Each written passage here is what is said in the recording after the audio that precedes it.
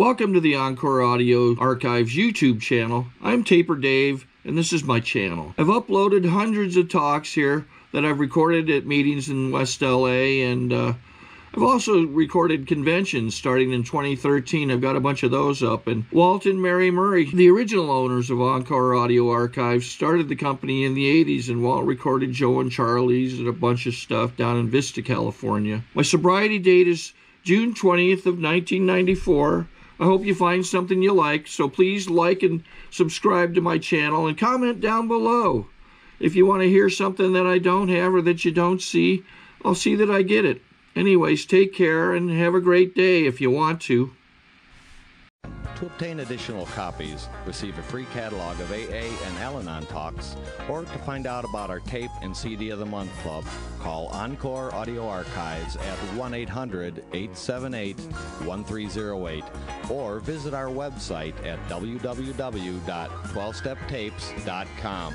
Hi everybody, my name's Don Norman. I'm an alcoholic. And wait a minute, just a minute. I'm gonna lie, shit, fuck it.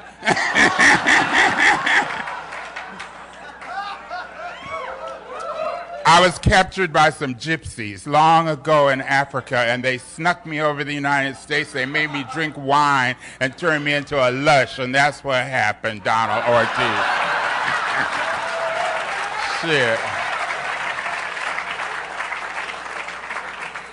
Anyway, I am really happy to be up here at Living Sober. When they called me up and asked me to come, I cracked up. I thought, now I'm up here. This is the third time I've been to Living Sober. You know, if you stay sober a long time, you have to keep repeating shit, you know?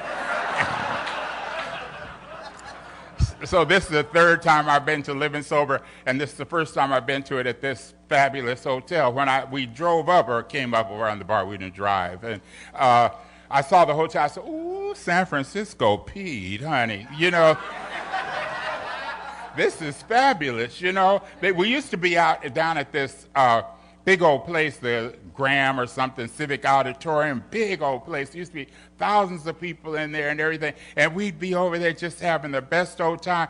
One of the things that I was laughing about was, you know, when everybody's reading, you know, the steps, and they started with a 1, and then they go, shh. You know, everything. Well, what happened was that some people thought it would be funny to say the numbers as they went along. Well, they would say it, and then these other people here that were bitter queens would go,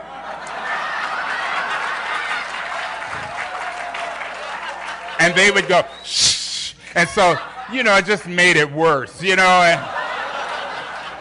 And I just said, yeah, you just do whatever they do. You know, now they do it down in L.A. Shh. And there's some bitter queens there looking, you know. You know, we are here to have a good time. We have been miserable already. You know, that's how we made it here, miserable. I got to talk fast because I'm 75. I was born in 1935. I'm 31 years clean and sober. And so I got to talk fast so we can get out of here too, you know. But anyway, I was a nice little Christian Negro boy. Yeah. If you just saw me, said, what a nice boy you have, Miss Norman. They'd smile, and my daddy would pat us on the head. Come on, Chucky and Donald. And I had a little sister, and I was so glad to get a sister. I can tell you what happened. You know, my brother's gay, and I'm gay. You know, when you're in my family, they don't even mention it. It's not even talked about. You know, it's just like, that's what you are. No, that's Donald. You know, it's no big thing. But they wouldn't let me have a doll. You know, and so I prayed diligently. I would pray, oh God, could I please have a baby sister? Oh, please let me have a baby sister. You know, and God didn't get one for a long time. I got mad at God. One time I said, see, God don't even care if I get a baby sister or not. Anyway, my mother got pregnant and had my sister, and so I had a doll. You can imagine what we did with her. Me and my brother fighting over my sister. I'm going to do her hair. No, I'm going to do her hair.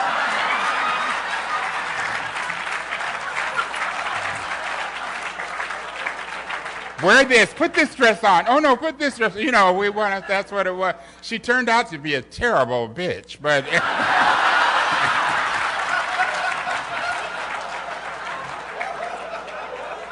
But, you know, that's the way I go. Anyway, I was a nice little kid. I grew up in L.A. I was born there.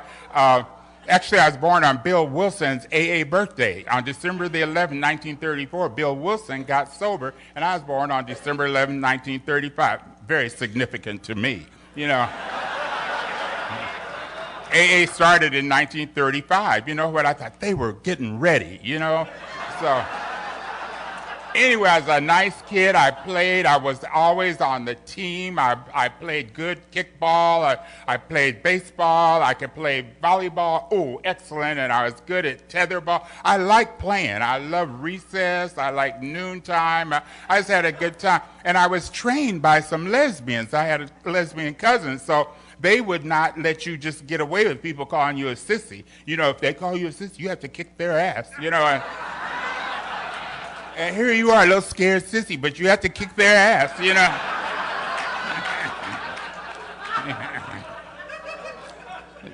It came in handy later on.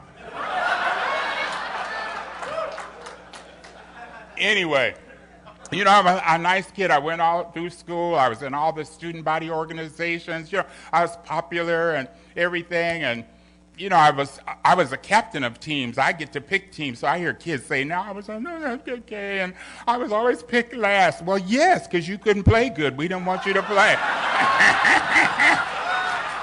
We wanted to win, honey. Your awkward ass would get us, we'd lose. But we still liked you. You know, we'd be your friend later, get some food or something. Anyway. I represented L.A. at the United Nations. I was selected to go to Washington, D.C. and represent. So, you know, they're thinking, Donald, oh, he is, you know, my mother's proud, my daddy's proud, and, you know, my family, and Donald's so good. And anyway, there was this part of me that wanted to get loose. I wanted to be, you know, you could see people, grown-ups, I don't know if you saw them, but grown-ups looked like they could do whatever they wanted. They could stay out late at night. They could stay, you know, they'd come home and you'd hear your cousins, the big cousins come home and say, girl, we went to the barrel house last night and we had a ball. And they pop their fingers and fall out. You know, honey, I wanted to get to the barrel house too. You know, they had a club that they would come back and talk about. It was called the Bucket of Blood. Now, you know that sounds bad. Ooh, the Bucket of Blood. And you know what they're doing in the bucket of blood. They're doing it. Hey, so, you know, and by this time I'm in heat. You know, I've gone into heat. You know, everybody, you all went into it too, you know, so I'm in heat and I want to see these boys and I want to get out and everything, and they made us stay home. You couldn't stay out late at night. You had to come home at 10 o'clock and, you know, everything started happening at 12, you know, and I couldn't wait to get big enough. As soon as I got taller than my daddy, I was ready. And because they would hit you too. I grew up where they would hit you. You would get your ass whipped. They'd slap fire out of you and tell you, I will knock all the black off of you if you come in here like that. You know, so your life was in jeopardy at all times. But now I'm big, you know, so I can go, and I started running and going out in the alley and everything. And when you're out in the alley, those kids that didn't go to church on Sunday would look like they were having a lot of fun. So you go look them up, and they're drinking wine and stuff. So, you know, you croak, hey, and they snatch the bottle from you, you know, and I want a whole bottle. So I'm thinking I want a whole bottle of wine. And so I've got me a bottle of port wine. I stole it from a Japanese store. And I went down to the Westlake Theater, which is by the park, and we went to see Frankenstein Meets the Wolfman. It was Halloween. And so I drank my bottle of wine, hey, and I'm going to the theater, and we get upstairs in the balcony. All the kids were up there, and next thing I know, my cousin Doreen's telling me, come on, Donald, let's go. We have to go home. And I said, go home? When's the show going to start? She said, it's over. You already saw it. I didn't even mention that ever again. I said, tell nobody you didn't see the show and you were sitting there, you know, but anyway, that's what got started. I'm starting to run the streets and, you know, run around Los Angeles. They had all these places, the gay bars, and, you know, I was ready for the gay bars. I knew they were there. You know, it's like my mother and father had a lot of gay friends, and when you went to the beach at Santa Monica, there was the black people that were here on the grass. It was called Inkwell, and all the black people were there at the beach, and right next to them was the gay beach called Crystal Beach. And those of you that are old remember that. You were there watching Aggie Deuce playing that, boom, boom, boom, boom, and oh, it was like heaven. Anyway, I couldn't wait to do that. I'm running to the gay bars, drinking. You know, after the bar closed, they say, what's that they say? Last call for alcohol. Ooh, you know, you get nervous because, you know, so everybody gets six-packs and head off to the houses we'd have possibly dance and stuff. Anyway, I'm at City College one day, and I met this boy, and he was fine. He was just fine. He looked like George, except he had gray eyes, and he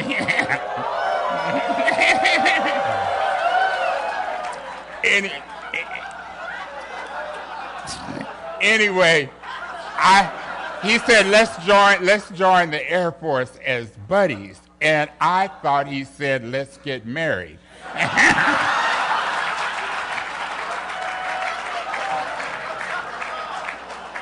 So there I am, swearing to protect the country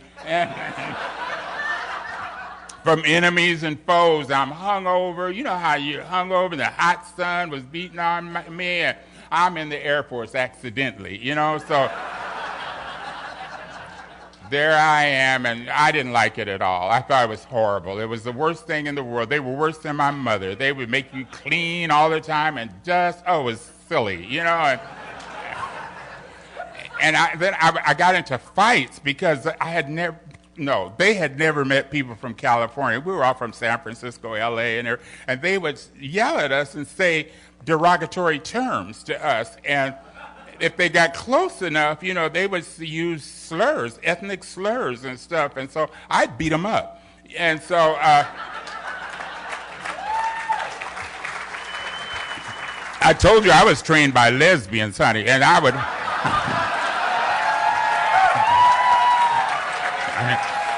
You know, after you whip their ass, I said, so now go tell your mother who whipped you. So anyway, they wouldn't give me a stripe. They said I was something, and I didn't care. Yeah. But they said, we're going to put you in the police department. And they made me a policeman in the Air Force. And so here I am, a policeman. I hated the cops. I hated the police. Oh, God. You know, it does something to you, to be a policeman. And so anyway, they march us around and train you to shoot weapons and arrest people and everything. And they shipped me to Alaska. And, yeah. Alaska, I'm from L.A. I had never seen ice in my life except ice cubes. That's all you see, ice cubes. And snow hitting you in the nose, your nose freezes, snot comes out, it's frozen, and it's horrible. The only thing good about it, the uniform was really cute. And I liked that part. And you had a gun, too. That was cute, too. There wasn't no messing with me, because, there was no more ethnic slurs said, I'll tell you that.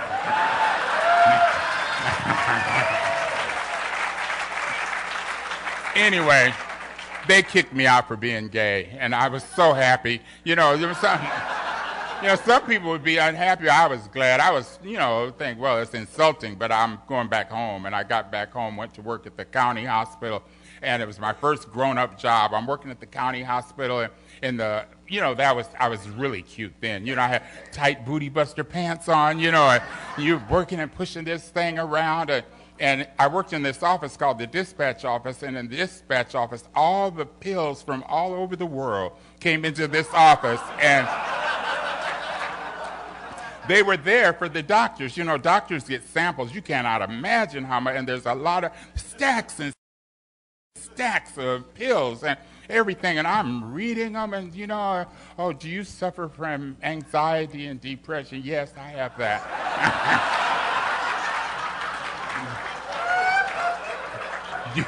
Do you have narcolepsy? Oh, yeah, I do. So there I am taking all these pills and drinking at night, and then Boogie came around one day with some joints, and so I smoked the weed. You know how you I don't know about you, but my eyelashes got real long and glittery, and I'm just like my girl said, I'm gonna smoke this shit the rest of my life. So there I am, smoking weed, taking pills, running the streets of Hollywood, being gay as a Christmas Eve party, honey, and just living, you know, and then you get captured by the police. Click, oh, click, click, there you go to jail.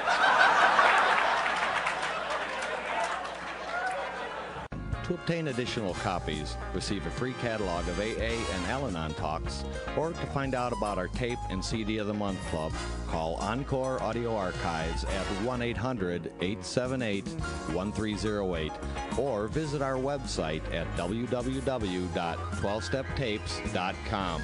They didn't think you should be so gay, and they didn't think you should smoke weed, and they didn't think you should blah, blah, blah, and they'd take you to jail. And so you'd go to jail, and they put you in jail back in the day. Back in 1959, I got 6 months in the county jail for a roach, marijuana roach. And so I got nervous about that. I thought, well, you have to move faster. And then they had bennies, and so you take all these speeds, you know, so you can move faster to keep away from the police. But then you look too much and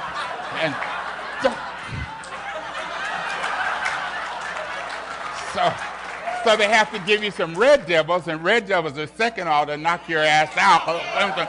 So then you think, you know, that's how I lived for year in and year out. That's just what I did, just running, having a good time. But, you know, they thought that we were in trouble because we would meet up at Griffith Park. We also would meet over there at the Panhandle, too.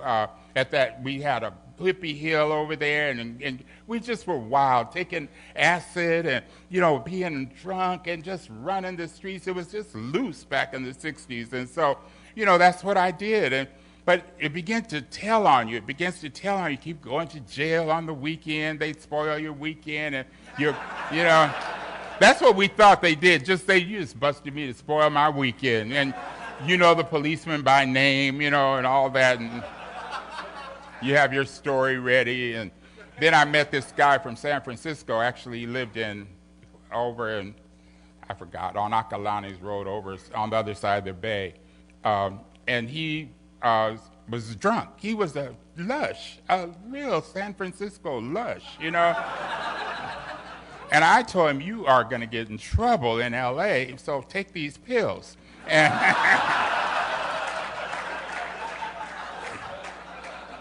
because you can't stagger around like you can in San Francisco.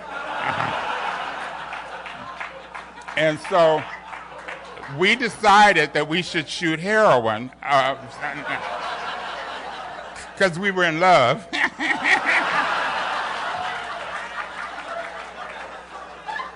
I went and got some heroin, and we shot the heroin, and just, I'm going to shoot this shit the rest of my life. So there I am, shooting heroin, running the streets, taking pills, acid. They invented DMT, STP, LSD, all those initial dope and everything, and I'm taking, they invented, what was that stuff? Angel dust. And, yeah, angel dust. And I hated that shit. I really did, you know, because it makes you walk backwards, you know. And, yeah. But I smoked it for 10 years, you know.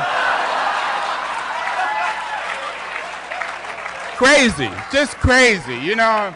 And by this time, my mother and father are looking at me going,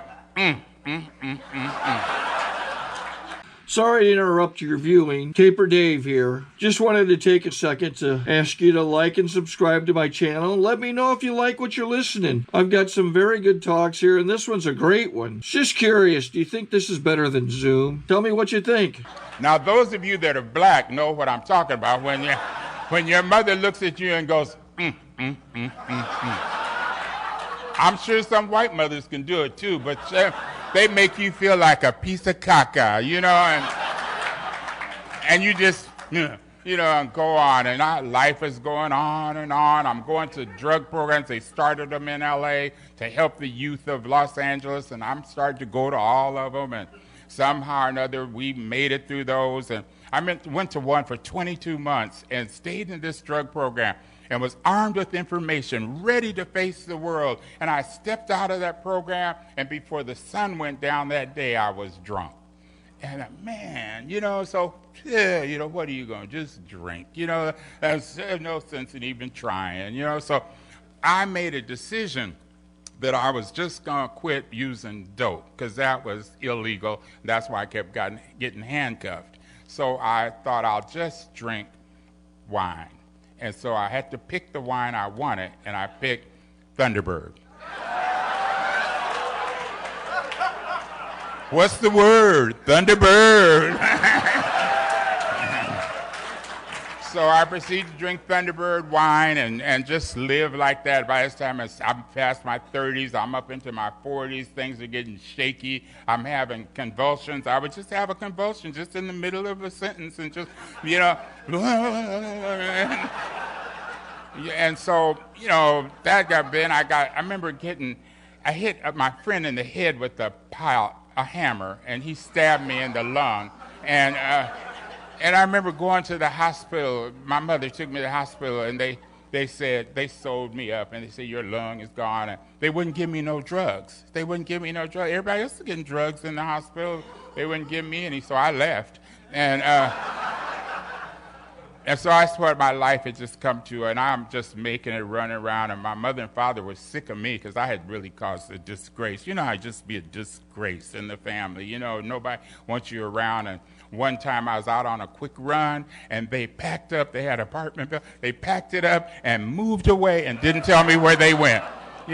So I'm homeless now, and so I'm living downtown in Skid Row, drinking wine, and life had gotten shaky and shitty, and shitty. I like to see him say that.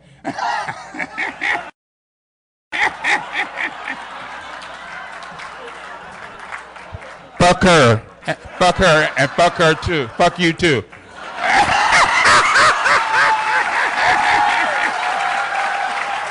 Anyway,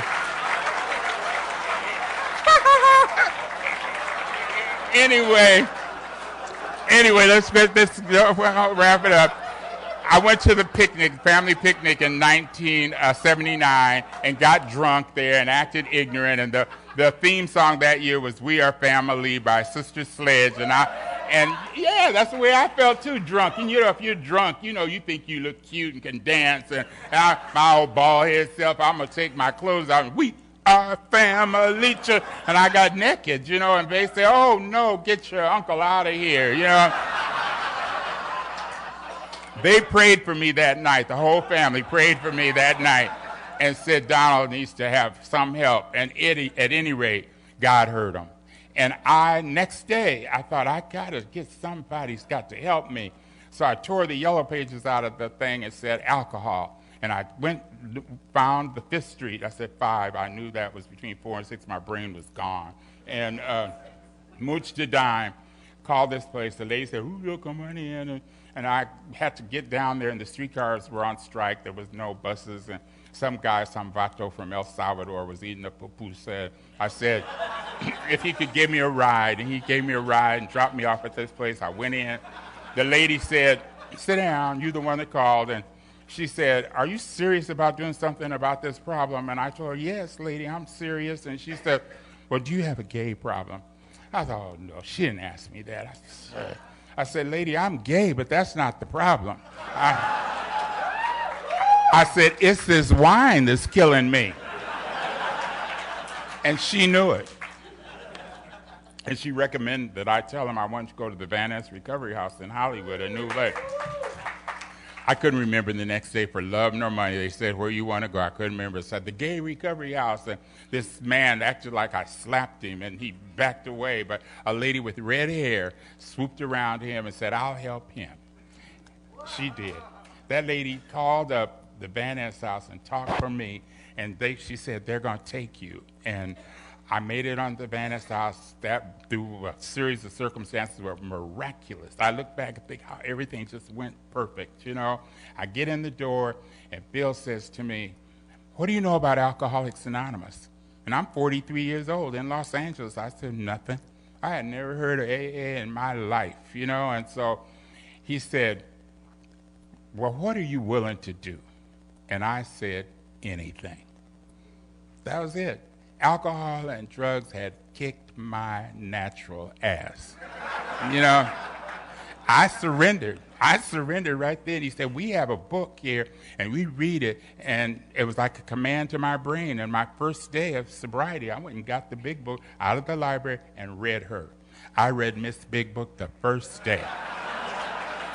There's no piece of literature that has ever been written on earth that is so important to me and to people like us. That place, that thing tells the truth. It is in there. It tells you. It puts it in every kind of way that you could think of, every kind of way. And you think it'll be a loophole. There's no loopholes, honey. You are an asshole. You have been an asshole your whole life. You blame everybody. You walk self-pity and everything. And I remember reading that chapter 5, and I put that book down. I was like, woo! I thought, man, I wonder if I'll be able to do this. And I thought, you got to do it, Donald. You got to do it. And that's what I've been doing. For 31 years, I've been got to do this. I do this thing. There's nothing more precious to me than this thing we call Alcoholics Anonymous. It is more important to me than my next breath, really. And so I try to pass it on. I try to make sure other people got it and know what I tell all the kids in the family. I got a whole bunch of babies. I sponsor them. I go do this. I go do that. And I love to come to places like this where I can tell you what God has done for me. So you can remember that you could be happy too. You know, and this is the best thing that's happened to me. I'm going to read this. I never do it, but she read something, so I'm going to read something. Everybody had notes, and I've been criticizing them, but I'm going to read this. God has not promised skies always blue, flower-strewn pathways all our lives through.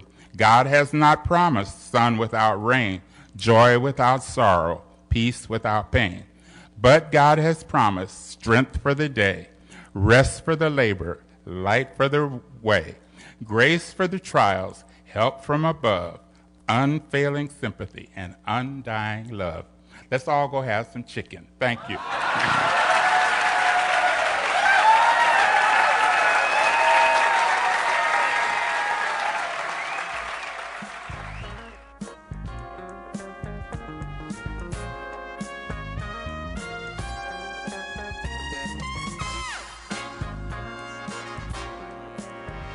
We hope you've enjoyed this recording.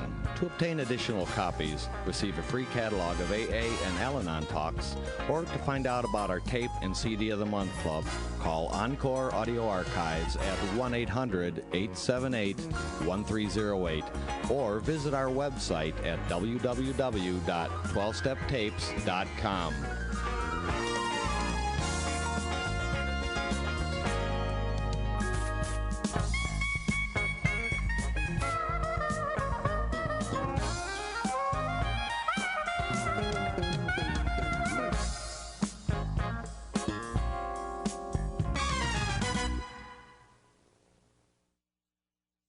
I think we got a great talk going on here. Thanks for watching the channel. Taper Dave here. Just curious, do you think this is better than Zoom? Okay, this is how I prepare my drone for launching. I like to do it inside the cab of my truck so I'm not standing outside in the weather. To install the joysticks for control, up and down, right and left, powered on. I have an Android phone that I use to connect it to the drone with, and it's actually controlled through the iPhone through an app. Oops, wrong way.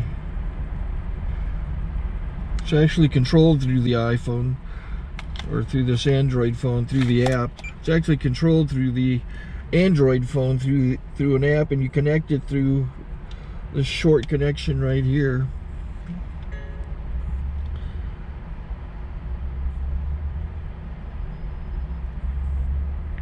Remote control connected. Remote control's connected. So I pull out the drone. I have to extend the legs. Long legs extended first, then the short legs. Remove the gimbal protector. Set that aside, then power it on one short burst and one long burst. I lay it down. So I have to go to calibrate. So the drone's not connected yet. It shows you here as this drone gets disconnected, even though the remote's powered on. So the drone has to establish it's connected. So I go into the app to calibration mode. First I'll calibrate the remote controller. Start calibration. Out, in, oop, out, in, up, down, and then this little wheel is to control the gimbal. So it's calibrated. Go to gimbal calibration, start calibration, and then it calibrates the gimbal. I don't know if that shows up. The gimbal's moving all over the place. Changes, you can see it on the video. And I'm calibrated to take off. It's acquired 7 satellites at the moment. There are 26 satellites up in the sky, which it has to acquire before you can take off. So it's connected. It's got enough satellites. This is white. I can go to press this little arrow button, swipe right to take off, and it would start the motors if I slid this to the right, but I'll wait till I get outside. Don't want to do it inside.